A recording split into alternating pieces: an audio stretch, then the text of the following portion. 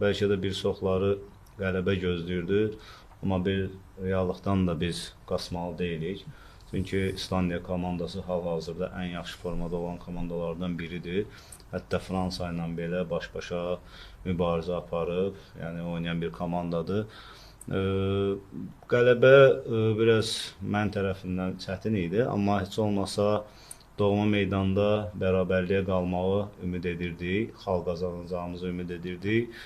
Amma belə deyim də, oyunda onu biz görə bilmədik, çox təəssüflər olsun.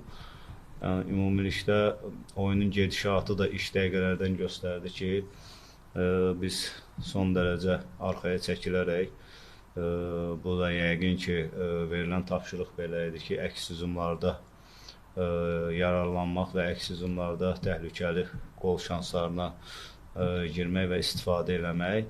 Amma belə deyim, oyun o qədər də əvvəlki oyunlara nisbətən Ukrayna ilə oyuna baxanda o qədər də əzmkarlıq, belə deyim də, rəqibə təzyiq o qədər də hiss olunmadı.